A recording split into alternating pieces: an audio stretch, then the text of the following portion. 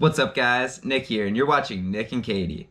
So this week I've been trying relentlessly to practice manuals, and I learned a lot along the way, and I didn't necessarily achieve my goal, but there were some takeaways that I got from this week that I think are just as valuable, or if not more valuable, than what my original intention was to start out with. So we're going to talk about a few of those things today, and we're going to talk about mountain biking kind of in a general sense when it comes to learning new tricks and skills. And we're also going to just talk about life, and we're going to talk about manuals specifically because that's what this video is about. That's why you clicked on it.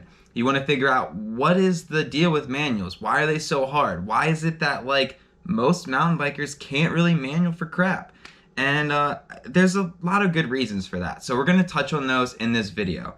Now, what I did this week was head to my local flat area with some parking spaces, which I think is a great way to practice manuals.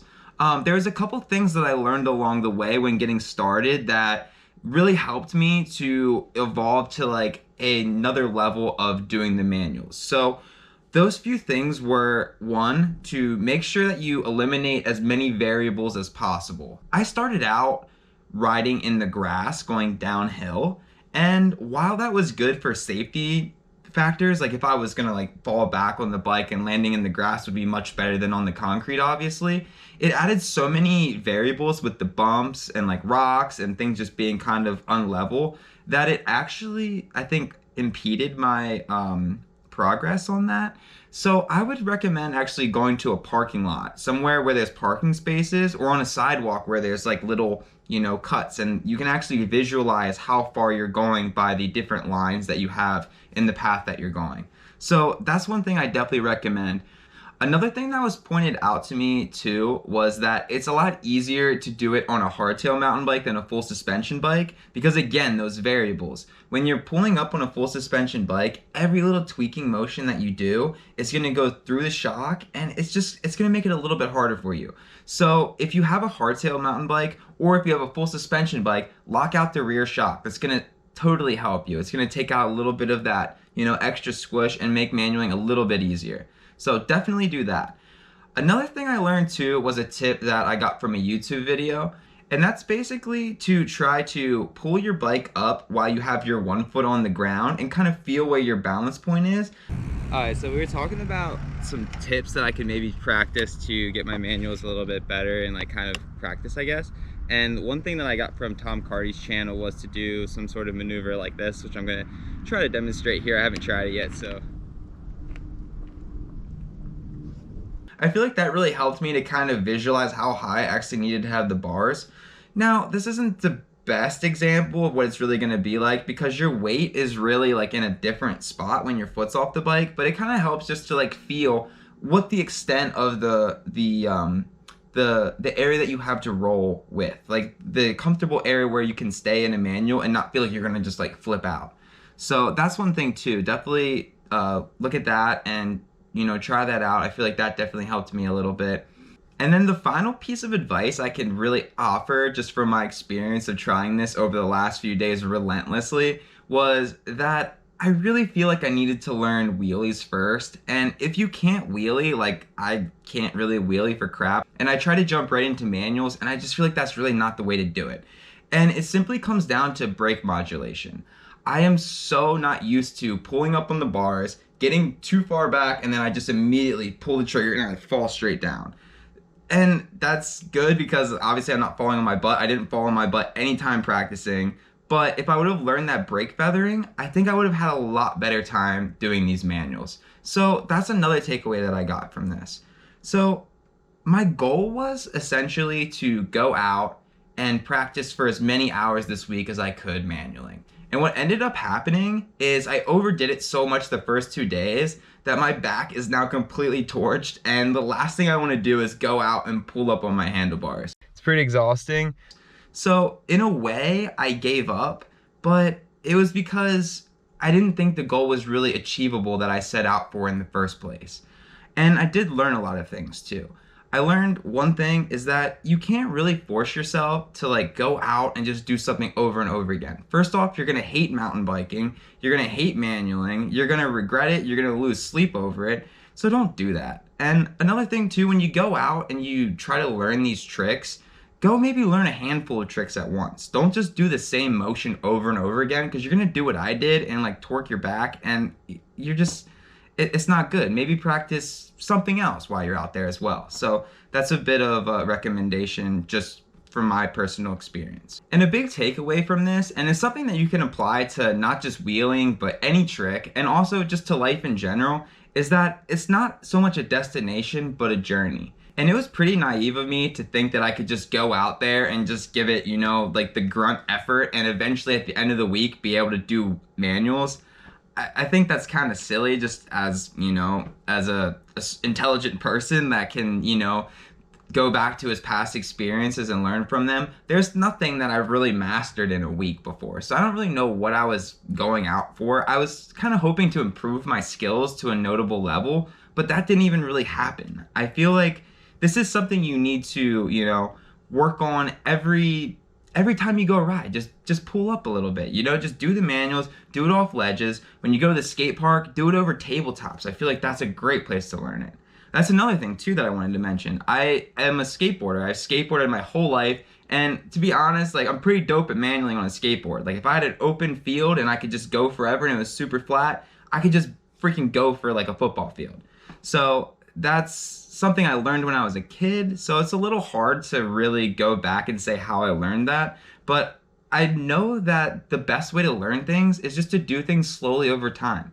When I was a kid, I was never going out and just beating myself up trying to, I mean, sometimes I did. So when I was learning like a varial kickflip, I remember I did that. I just sat in the garage, just did it over and over again. Some tricks are like that, but manuals, they're not like that. They're not objective. They're not land or don't land. They're something completely different. They're something that, you could master it, but then 10 years later, you might get so much better at it that it's not even comparable. So that's another thing to keep in mind too. Life is a journey, not a destination. So don't try so hard to just master something in a week. That's something I personally learned this week, and I just wanted to share that with you guys. I'm sure you guys already know that. I know that our subscribers are super smart people, and you're not going to go out there and just torture yourself like I am, but just learn from my mistakes if this is something that you were going to try. So all in all, this week was definitely not a failure in my eyes. This week was really eye-opening, and I learned a lot of the basic fundamentals of manualing that now I will remember, and when I go out on the trails, I'm going to do manuals and I'm going to have a much better idea how to actually go about them. And some things I learned about the manual too that were really important to me along this journey was that I was not getting low enough. I could look back at the footage and I could see I was not getting low enough. I had plenty of space between my butt and the rear wheel, and you got to get really low. You want to almost be like peering over the handlebars, feeling like you're really like in the cut, just pulling back.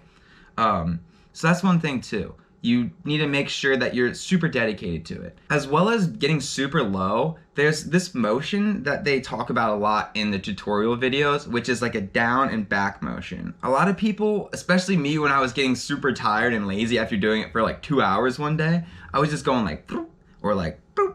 And you really have to go down and back. Like it sounds so weird, and you're like, it should be one fluid motion, but it's really down and back. And that is one takeaway that really helped me. It really helped me pull into like a really clutch position. If you're just going down and back, you're kind of like pulling up slowly, and it's not as effective. If you go down and back, you're really whipping it up. And that's one of the biggest takeaways I got, as well as getting super low.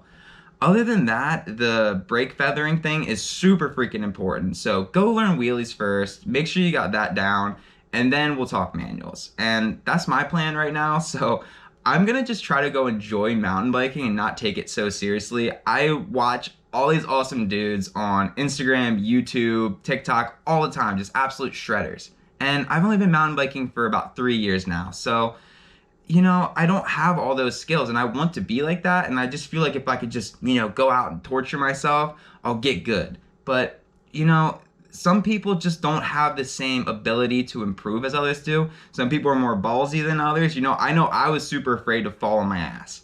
I'm just gonna admit it. I probably could have gotten better a lot faster if I wasn't so worried about falling. But I have like a family, and I want to ride my bike, and I'm not a professional, so I'm not gonna go out and just like hurt myself. And I don't think that's what professionals are doing. I don't think they're going out and hurting themselves, but I feel like I had to take it in strides.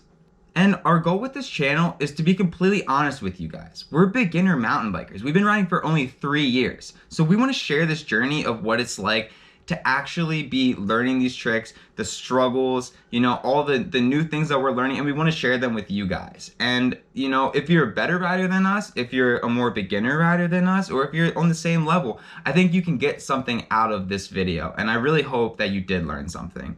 I know I certainly learned something this week, and I feel like every time I'm out on my bike, regardless of if I learn a new trick or if I, do a jump or don't do a jump, I learn something about myself. And I feel like that's the most important thing about mountain biking, because it really is our sport that we love. And if you're not gonna try to improve, then you're gonna get stagnant. And I feel like that's what happened with me in skateboarding. I got to a point where I was too afraid to do anything more.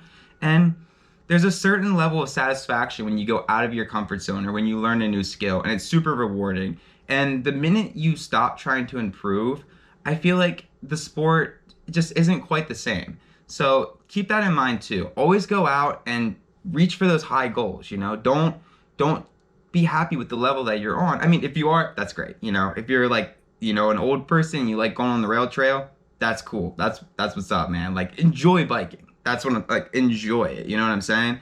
But improving is an awesome feeling, and you get like man, I gotta tell you, like, sometimes I come home from doing like a big drop or like landing something or getting some awesome footage of something, and I'm just on a high all weekend or even like all week sometimes. Like, I remember my friend Chris that rides with us all the time, the dude that does the super big drops.